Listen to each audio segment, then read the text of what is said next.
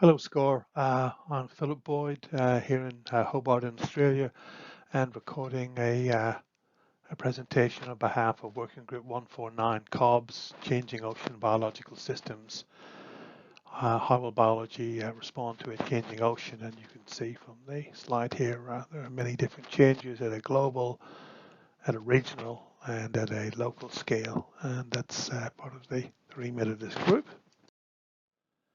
In terms of our membership, I'm chairing it. We've just recently rotated some full members off, so great service from the very experienced Jean-Pierre Gattuso, Jorge Navarro, and Ulf Ribasol, and they've been replaced with three new members, Jason Holt-Spencer, Paul Renault, and Miradul Thomas.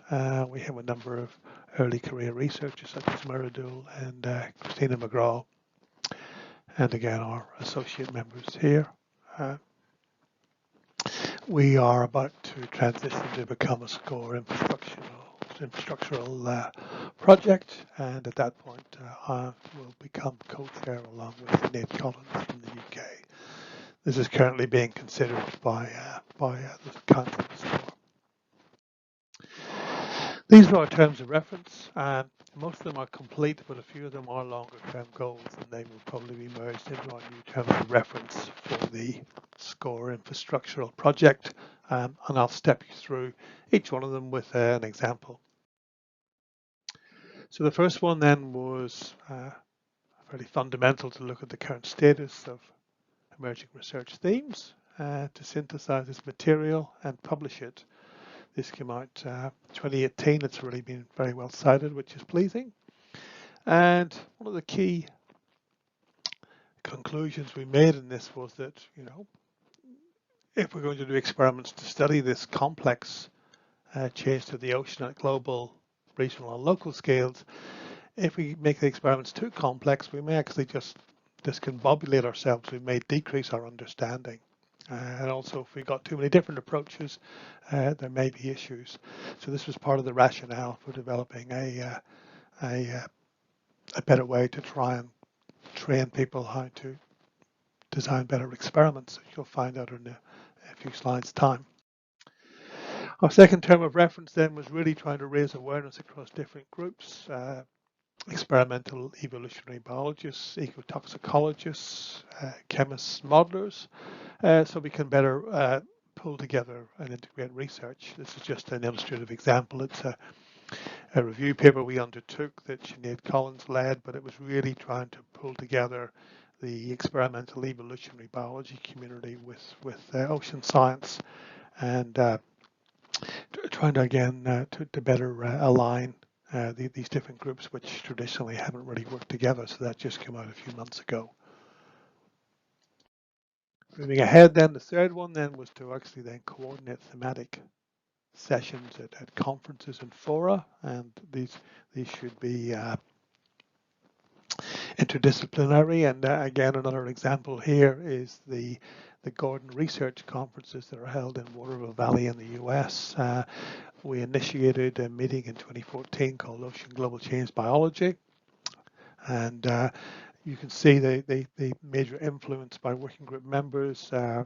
David Hutchins chaired the inaugural meeting. I chaired one in 2016. Sinead Collins, also from the working group, was to have chaired this year's meeting, but it's been postponed again for 2 years on our 2-year cycle. But again, you can see we've been able to use fora such as the Gordon Research Conference to really bring in people for this 5-day meeting across a wide range of different fields, including paleoceanography and ecotoxicology in the marine realm. Moving on to our fourth one, and perhaps the pivotal one in our whole program, and we had to think of a way to supersede the very useful and very influential best practice guide for ocean acidification, but we had to do it for these many different drivers as part of changing ocean biological systems. We came up with MEDAL, which is a web-based facility, multiple environmental driver design lab for experiments. And we also came up with a sort of a course handbook, and also our bot here with his or her or their lab coat on, And so this approach here, this is a quote from a commentary piece in Nature Climate Change. It allows students to play around with different permutations of stressors, different treatment levels, different study subjects, and tailor those around the question that's being asked.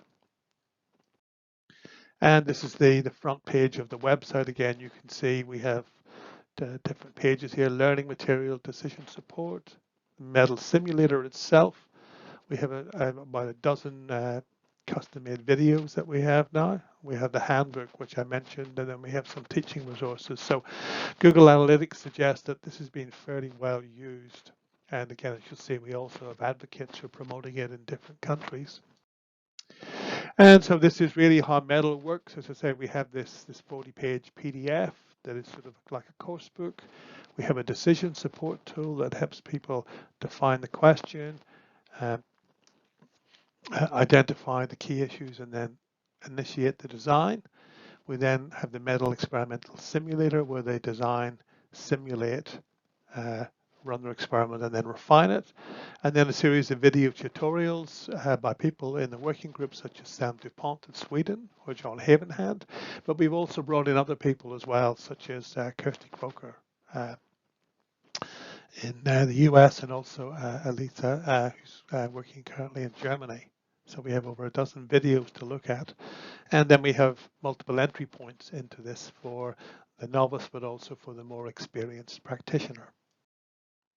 And here's just a cover shot then of our very complex experiment here. You can see from the YouTube channel, it's all ready to run. It runs for about 15 minutes on experimental design.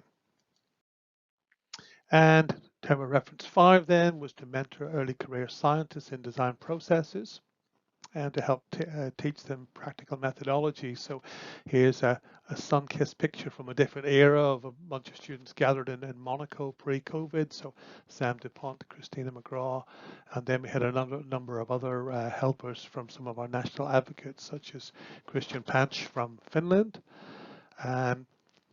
We've also then designed this 24-slide workshop template that to actually help simplify running workshops within different countries or regions.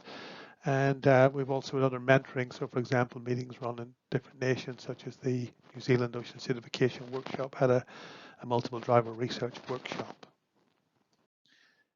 And this is just a little bit of course content you can see here about how to design the experiment in 3 steps. Again, defining the question, defining the experiment, and then developing the analysis. And then, as I mentioned earlier, a key development we've had in the last year is that although we've got 14 countries represented within our SCORE membership group of COBS, we've also been then actively seeking advocates in other countries, for example, Spain, Finland, Mexico, Israel. And here's an example from Maria Segovia in Malaga. From what she did last year. So 3 aspects. So actually publicizing Medal, so recommending it to some of our collaborators across 8 countries, 25 scientists, and then making and raising awarenesses across a number of PhD defenses, pushing it out there in lectures to people, and then also using it as part of a tool for experimental design and grants, which again hopefully will improve their success rate of the grants. Our 6th term of reference then was to publish a series of short articles, both in the media and with scientific journals. Here's one that we did with the editor Bronwyn Wake of Nature Climate Change, who did a 1-page feature in the middle of last year on Medal, which also put the hyperlinks in there. And although that's difficult to see, this gives you a little bit more on it here, experimenting with multi-stressors, but a useful 1-pager that we've been able to supply to our national advocates to put out a readily digestible summary of what the work is, and again using this simple sort of figure for people to navigate through decision support, the Medal simulator, and then further upskilling using the video tutorials. And then finally, our term of reference number 7, engage with policymakers and scientific communication experts. And the key piece of work we've been doing there is, of course, within the UN Decade of Ocean Science. And so we've been involved with this document a scientific summary for policymakers. And myself and Sam DuPont have been leading this effort along with people from other groups such as IMBER and also the GON group with Denise Breitberg, working on ocean hypoxia and anoxia. So again, we're contributing to this document, and we foresee that as we move and transition into becoming a SCORE infrastructure project, we will again play an influential role, not only in contributing to the UN Decade of Ocean Science, but also in making tighter links with IMBER and with probably 9 or 10 other groups we've identified who have interests that span everything, as I say, from hypoxia right through to the effect of fisheries under changing ocean conditions. Thank you, and I hope you have a good meeting.